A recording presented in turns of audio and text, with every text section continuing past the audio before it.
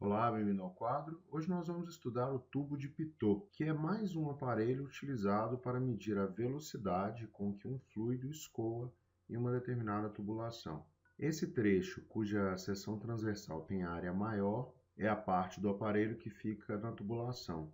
Esse caminho alternativo abriga um outro líquido que é chamado de líquido manométrico. E como você pode observar na figura, existe um desnível entre a altura de líquido neste trecho e a altura de líquido neste outro trecho. É a partir dessa diferença de nível, da densidade dm do líquido manométrico e da densidade do líquido que escoa na tubulação, que nós encontramos o valor da velocidade. Para resolver esse problema, nós vamos marcar este pontinho aqui, vamos chamar de 1. Neste ponto, a velocidade de escoamento do líquido é igual à velocidade com que o líquido entra na tubulação e vale V. E nós vamos chamar de P1 a pressão do líquido neste ponto. Nós vamos escolher um outro ponto 2, onde a pressão é igual a P2. Está aqui o ponto 2. É importante você observar que estes dois pontos encontram-se sobre uma mesma reta horizontal. A equação de Bernoulli para esses dois pontos não tem o termo dependente de H. Afinal de contas, eles ficam sobre uma mesma horizontal. A equação de Bernoulli fica assim: P1 mais dV1 ao quadrado sobre 2 é igual a P2 mais dV2 ao quadrado sobre 2. V1 é o V que nós queremos descobrir. E V2 é igual a zero, porque neste ponto o fluido para. A velocidade do fluido neste ponto é igual a zero. Portanto, V2 é igual a zero. A equação de Bernoulli fica assim: D vezes V ao quadrado dividido por 2 é igual a P2 menos P1. Então, V é igual a raiz quadrada de 2 vezes P2 menos P1 dividido pela densidade do líquido. Nós precisamos encontrar a diferença entre P2 e P1, porque a densidade do líquido nós já temos.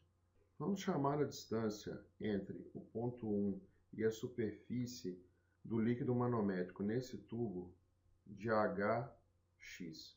A distância entre o ponto 2 e essa linha pontilhada também vale hx. Este ponto e esse outro se encontram na mesma horizontal. Portanto, a pressão no ponto A é igual à pressão no ponto B. Pressão em A é igual à pressão no ponto B. No teorema de Stevens, nós conseguimos calcular a pressão no ponto A. É a pressão P1 mais a pressão da coluna de líquido de altura hx, então fica D vezes G vezes hx, mais a pressão da coluna de líquido manométrico de altura H.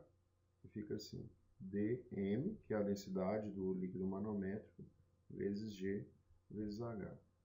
Esta pressão deve ser igual à pressão no ponto B, que é a pressão P2 mais a pressão da coluna de líquido de altura hx, D vezes G vezes hx, mais a pressão da coluna de líquido de altura h. Esta coluna de líquido tem altura h. Então fica D vezes G vezes h. Mas aqui não é líquido manométrico, é o próprio líquido que escoa na tubulação. D vezes G vezes hx cortam dos dois lados e nós temos P2 menos P1 igual a dm vezes G vezes H menos D vezes G vezes H. P2 menos P1 é igual a dm menos D vezes G vezes H. Nós vamos substituir P2 menos P1 na expressão para o cálculo da velocidade e vai ficar assim: velocidade é igual a raiz quadrada de 2 vezes dm menos D vezes G vezes H, isso tudo dividido por D.